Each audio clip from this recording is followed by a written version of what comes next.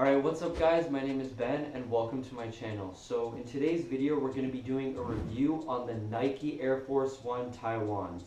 Richie Lee did a video on the same sneaker which essentially inspired me to buy the sneaker myself. If you want to check out Richie Lee's video, I'm going to have a link to the video in the description down below. This video is going to be split into 4 different parts. Part number 1 is going to be aesthetics of the sneaker. Part number 2 is going to be the comfortability or the comfort of the sneaker. Part number 3 will cover sizing. Part number 4 will be answering the question, is the sneaker worth the money? Alright, so without further ado, let's hop right into it. Right away, looking at the glossy appearance of the Taiwan 1s, this is due to the patented leather remake of the original 2001 Taiwan 1s, making this sneaker a retro version. Another thing that stands out to me right away are these oval laces that are normally not on Air Force 1s. You normally find the flat laces on regular Air Force 1s.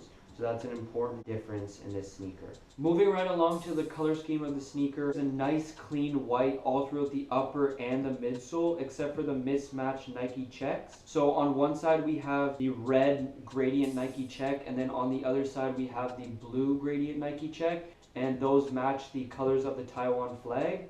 And I think this just looks really clean about the shoe, and this is one of the main reasons why I decided to pick it up myself. 2 important details that I really like on the shoe as well is the red Nike Air tag on the tongue of the shoe. And below the tongue, there's a nice embroidered gray Nike swoosh, which I think the gray really complements the white, and it really makes the shoe pop a little bit. And I think it really complements the color of the shoe itself, and it's a nice subtle detail which adds a bit of originality to the shoe. On the midsole of the sneaker we have Air written in red.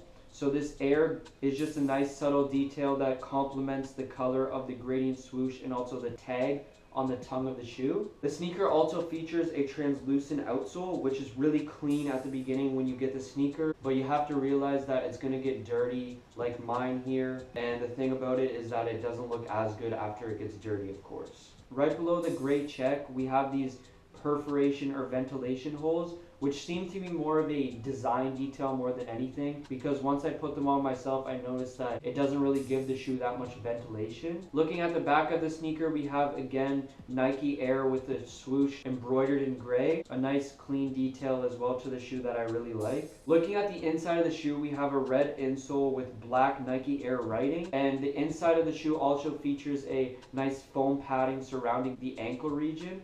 This is mainly for support as well as comfort. Overall, I think aesthetically the shoe just looks really clean, really simple, and just the colors, they go together so well. And I feel like this may be a controversial statement with me saying this and all, but this shoe looks better than a regular Air Force 1 low in all white itself.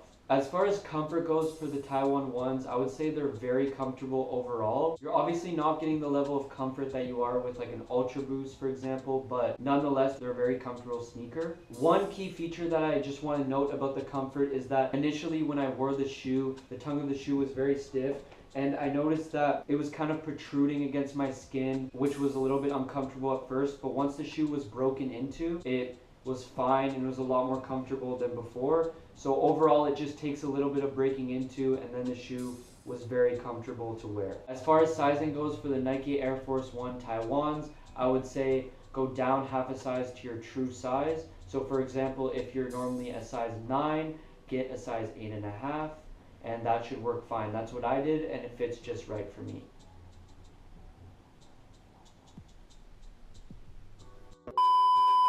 Okay, sorry. Now to answer the question, is this shoe worth the money? Honestly, I think that really depends on the consumer. If you're an average consumer that just wants to pay a low price, you only have a certain budget, I would say stick to your regular Air Force 1 low. However, if you're a consumer that is maybe looking for a more premium limited shoe, a more original and unique shoe, because honestly I haven't really seen this shoe anywhere on social media or on YouTube other than in Richie Lee's video. So if you're one of those consumers that's really looking for a more limited premium shoe with added details, and you really like the silhouette of an Air Force 1, then I would say go for this shoe. But you are paying a little bit more for how limited the shoe is and the added details that it has to offer. There you have it guys, that's my review on the Nike Air Force 1 Taiwans.